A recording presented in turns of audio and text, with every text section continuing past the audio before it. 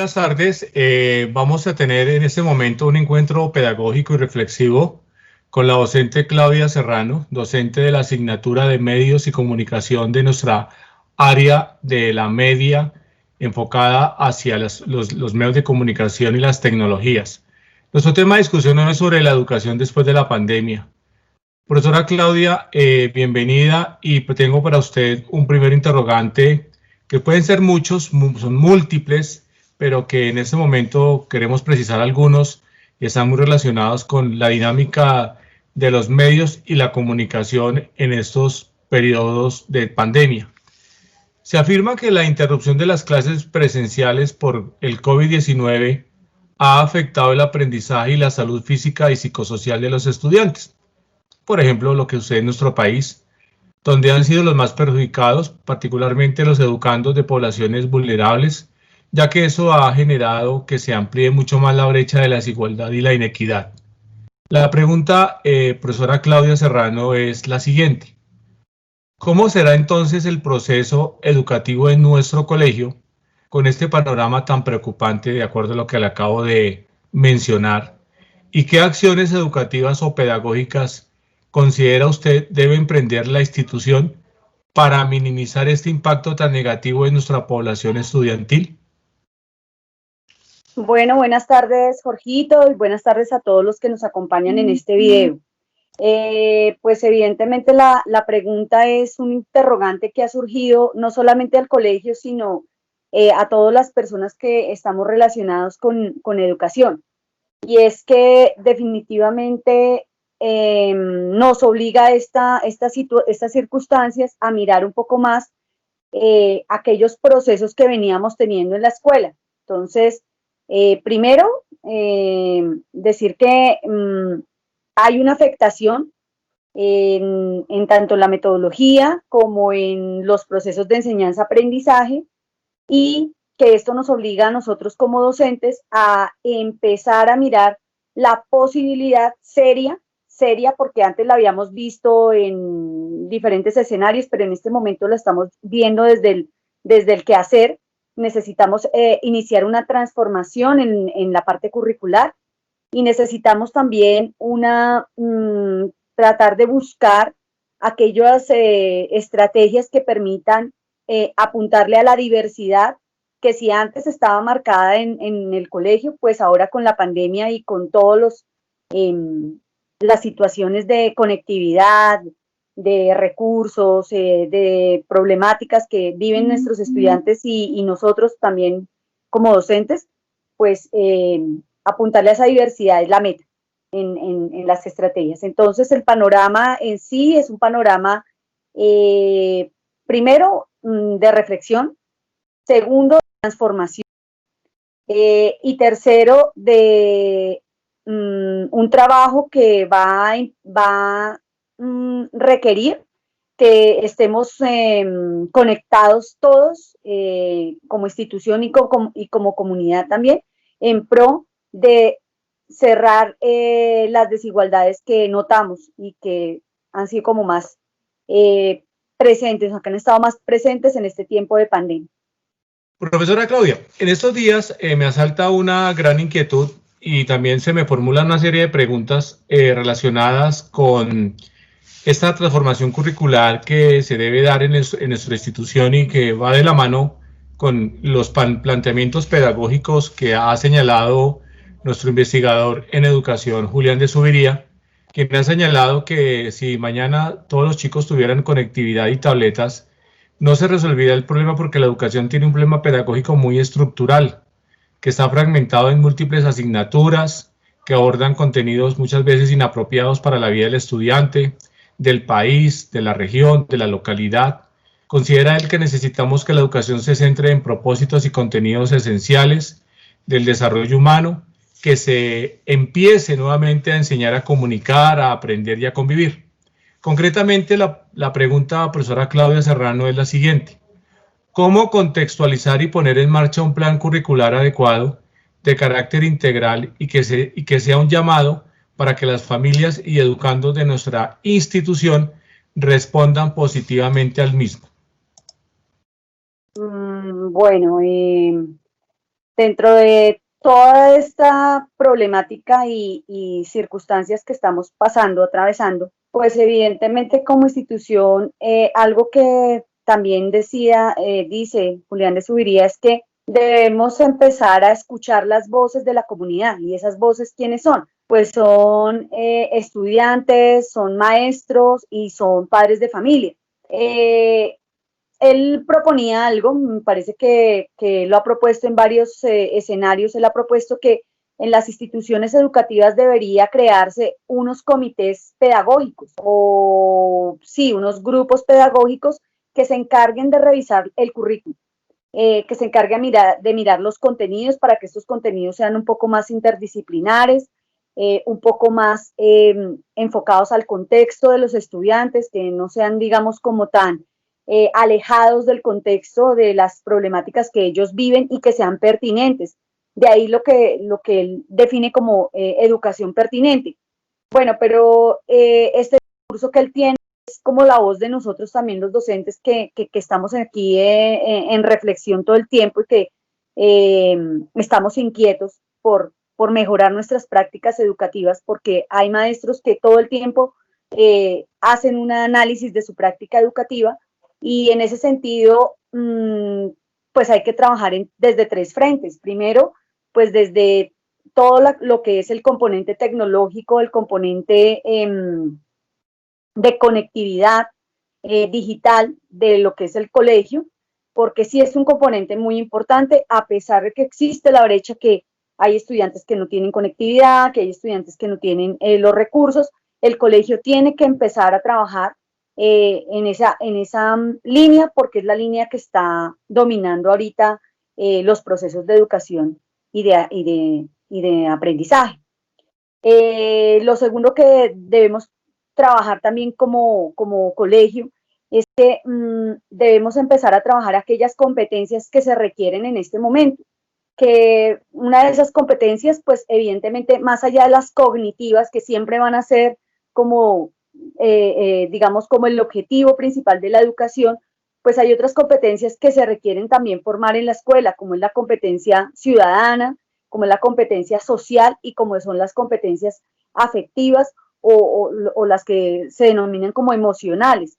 La inteligencia emocional, es muy importante que nosotros como maestros trabajemos también, y padres de familia y estudiantes, en esa línea.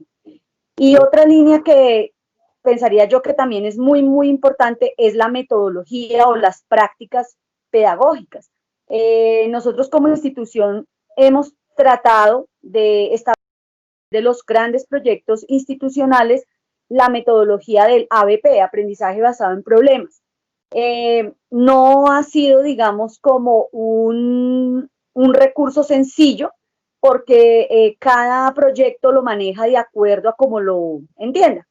Y de alguna manera nos ha faltado conexión entre esos proyectos, es decir, trabajar esos grandes proyectos juntos y digamos que desarrollarlos junto con nuestros estudiantes. Entonces, pensaría yo que uno es trabajar esas tres líneas, fortalecer la parte tecnológica y digital, lo segundo, fortalecer las competencias para este siglo XXI, y lo tercero, pues es trabajar de la mano con nuestros pares, los estudiantes y los maestros para conformar una transformación curricular. Se requiere mirar el currículo, qué tan pertinente es el Gustavo Morales para el contexto que viven los estudiantes que en él están. Entonces esa sería como la sugerencia. Bien, profe Claudia, pues obviamente aquí también surge un interrogante, y es el tema de cuando nosotros volvamos al aula de clase, ¿qué va a pasar con ese aprendizaje? ¿Siendo tradicional frente a ese tablero, o nos orientaremos a un camino mucho más centrado en el bienestar de los estudiantes y en lograr reducir las profundas desigualdades del aprendizaje global como están sucediendo actualmente? Igualmente, yo también le quiero preguntar aquí en esta intervención, ¿qué camino cree usted que tomarán los profesores y las instituciones educativas de educación primaria, secundaria y media, al igual que padres y estudiantes, el mismo Estado y el mismo país como tal, frente al tema de una vez se vuelva al aula de clase? Y me gustaría que usted me abordara o nos abordara estas dos inquietudes planteadas en este momento. Bueno, frente a la primera, que es volveremos a hacer los mismos, a hacer lo mismo en clase, pues evidentemente no, porque los estudiantes y las familias se dieron cuenta que la clase tradicional no estaba supliendo realmente el contexto en el cual ellos están inmersos. Entonces, de alguna manera, el estudiante aprendió que puede hacer cosas por él mismo, él aprendió a ser autónomo, él ha aprendido a manejar diversos recursos, audio, video, infografías, ha aprendido a usar las aplicaciones móviles, él ha aprendido también que puede utilizar muchos recursos de la web, él ha visto nuevamente la televisión, la radio, como aquellos elementos que más allá de la distracción ahora le sirven para el aprendizaje. Y en ese sentido, pues el aprendizaje se vuelve más dinámico. Entonces, pretender volver al tablero es algo complejo porque no se va a tener la atención de estos muchachos. De pronto, en el área de primaria y en el área de educación, educación inicial, incluso estos niños que son tan pequeñitos, ellos han venido desarrollando procesos hacia la parte digital que en el colegio no se los hace con su maestra, con la clase que estaban viendo, y de alguna manera esto obligó a que el maestro también se actualizara en las tecnologías de la información y la comunicación. Entonces, cuando regresemos al aula, las tecnologías de la información y de la comunicación, más las aplicaciones móvil, y ahora con un tema muy importante que ahora sí se puso, digamos, en discusión, que es el mobile learning o el aprendizaje móvil, que el aprendizaje no está solamente en el salón, sino que el aprendizaje está en el teléfono, pero también está en el televisor, pero también está en mi computador. Entonces, todo ese aprendizaje, todos esos recursos que existen a la mano ahorita para que el mismo estudiante pueda tomar para desarrollar actividades, pues va a ser necesario que nosotros como docentes estemos dispuestos a aprovecharlos y aprovechar esas competencias que los chicos están adquiriendo con esta nueva modalidad de aprendizaje en casa.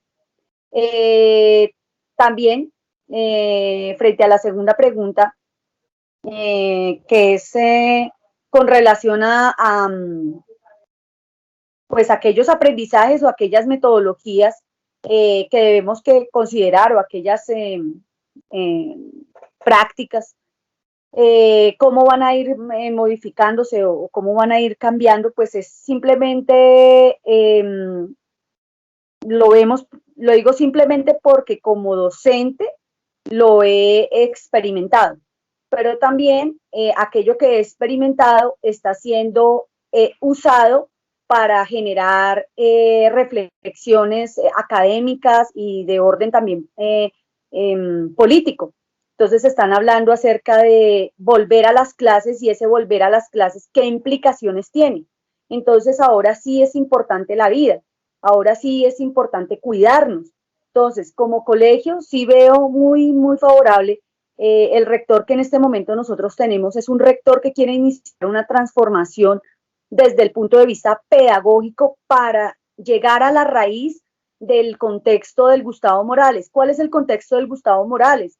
Que con esta pregunta de volver, si volver o no volver, realmente la situación, ese contexto es un contexto diverso, es un contexto que de pronto se estaba trabajando de manera individual, habían muchos proyectos y muchas áreas que estábamos trabajando de forma individual, no había una conexión entre las áreas, no había como ese diálogo entre las áreas, ese diálogo interdisciplinar para construir juntos algo, y ese algo pues en este momento es la transformación de nuestra institución, mejorar los procesos de aprendizaje y de enseñanza, mejorar todas las competencias en la parte de pues, los resultados de la prueba saber, los resultados de que pasen más chicos a la universidad, porque debemos como institución responder a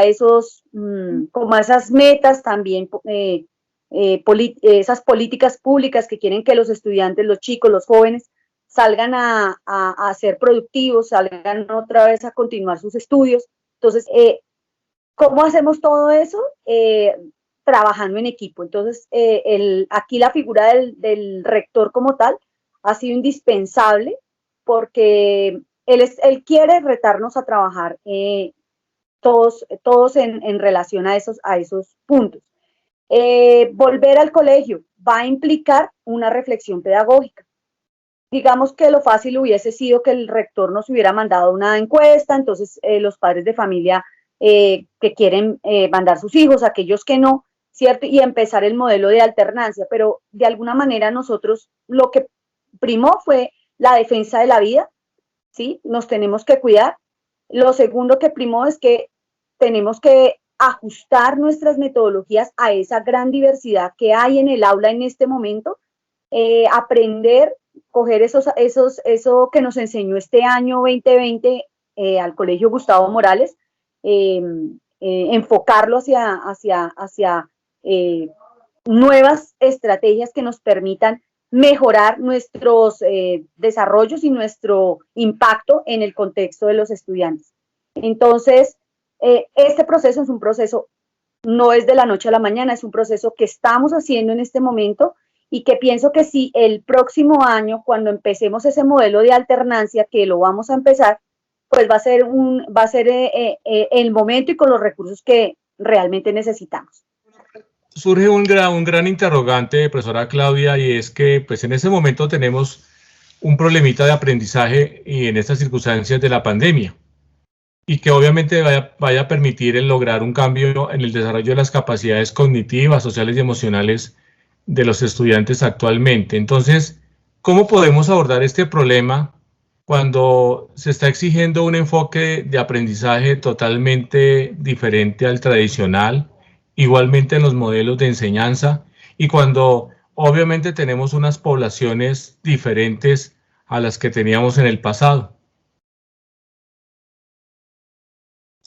Pues lo primero que pensaría yo, y esto basado en lo que se está discutiendo en educación en este momento, es que debemos pues empezar a reconocer que hay una diferencia y que no nos la sabemos todas, que necesitamos también iniciar la transformación desde la práctica docente, desde esa flexibilización curricular que requiere el aula. Y desde también la revisión de qué contenidos son pertinentes, de esos contenidos en el contexto, o sea, andar, cuáles serían esas habilidades cognitivas, comunicativas, socioafectivas que requieren nuestros estudiantes para enfrentar el mundo. Y realmente cuando hagamos estos encuentros sincrónicos, que esto es algo que nosotros debemos entender, es que el sector público, a diferencia del sector privado, no cuenta con las herramientas y los recursos que requerirían para llegar al 100% de la población. Y de alguna manera llegar a aquellos sectores donde no hay conexión o donde no se puede trabajar con los chicos, qué otras estrategias implementar, qué otros recursos desde el colegio se pueda llegar a dar. Entonces podemos mirar de pronto lo que es un aprendizaje más en casa, en el saber, un intercambio de saberes, desde, por ejemplo, los programas de televisión, desde volver a la televisión y a la radio, y realmente pensar el colegio como fortalecer la parte de la emisora del colegio, porque pues si logramos tener una emisora online en donde allí haya un programa semanal hoy de física, de química, sociales, y que a partir de allí los chicos puedan desarrollar cualquier cantidad de actividades, estaremos dando un gran paso. Lo mismo si, por ejemplo, aprovechamos los canales de comunicación como las redes sociales, para generar también desde allí contenido que pueda ayudar a aquellos chicos, porque los chicos no se conectan a una clase, pero ellos entran a las redes sociales. Entonces, las redes sociales, ¿cómo las podemos fortalecer, cómo podemos utilizar las redes sociales en pro de procesos de enseñanza-aprendizaje. También ahí veríamos de pronto que aquellos estudiantes que no tienen conexión, por ejemplo, a través de un proyecto muy sencillo como vamos a hacer un concurso acerca de, no sé, la foto desde mi ventana. Entonces, desde mi ventana, desde tu ventana, ¿qué se ve? Publiquemos la foto, numeral público desde mi ventana. Y probablemente a partir de esa mirada de una fotografía poder analizar el contexto político, el contexto económico, el contexto social, también el contexto cultural, pues imagínate que ahí estamos trabajando saberes que de pronto no están separados en ciencias, matemáticas, lenguaje, no sé qué, sino que están integrados y de esta manera se pueda llegar a esos estudiantes y también se pueda trabajar el aprendizaje en contexto.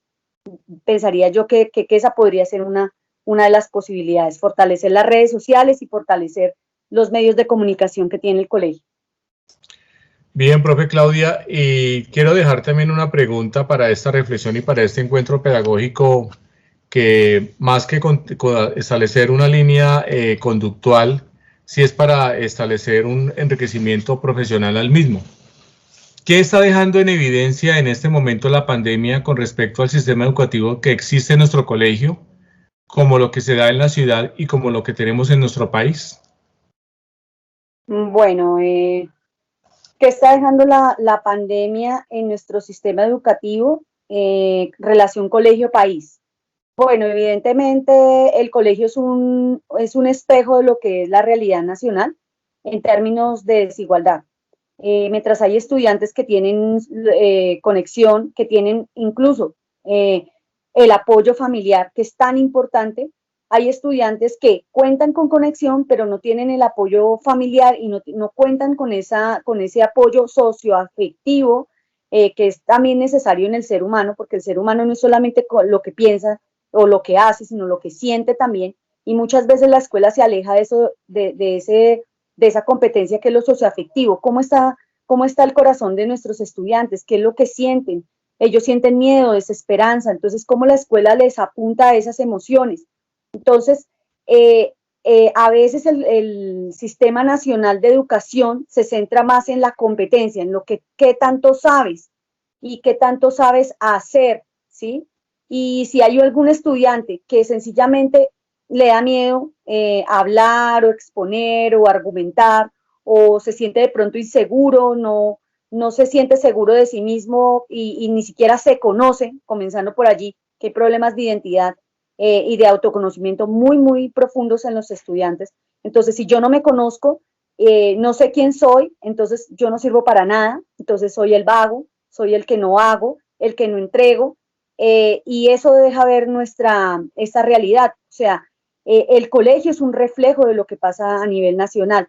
Hay profundas desigualdades de orden social, también de orden cultural y también de orden económico.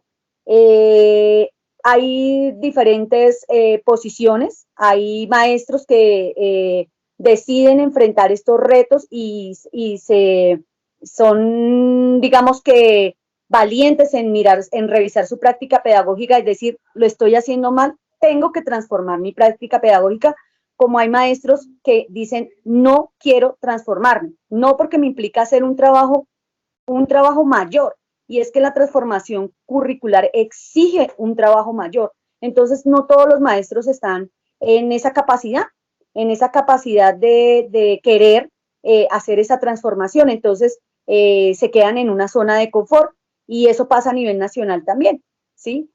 Como el maestro de zona rural se sube en un burro, monta los 50 libros y se va atravesando los ríos a llevar por 9 estudiantes, ¿sí? Y si, por ejemplo, un maestro le dice, llame a los 39, a ver, llame a los 39 que usted tiene a esos 7 que no tienen, a ver, no, yo no puedo, yo no sé qué, es la imposibilidad.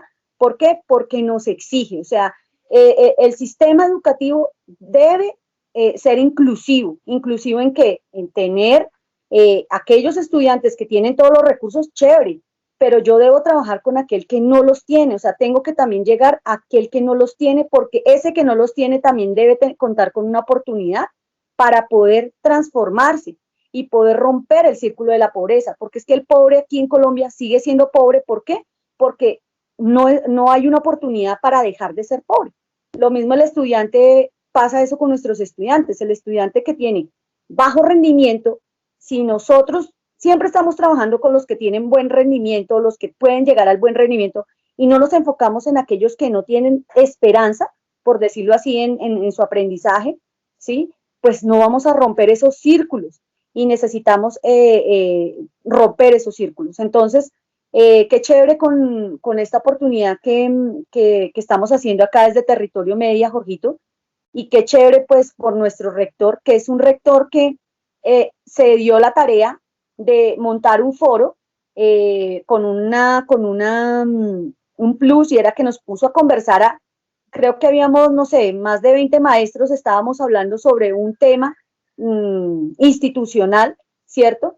Y cómo poder unir un discurso de 20 profesores fue algo bastante retador, y nos dimos cuenta que podíamos trabajar en equipo. Entonces, eso es lo que le falta a Colombia también, empezar a trabajar lo rural con lo que está en la ciudad, lo urbano, y también mirar que esos contextos son diferentes y que se tiene que trabajar con el ámbito rural, que es donde no llega la educación, para romper los círculos de pobreza que existen allí.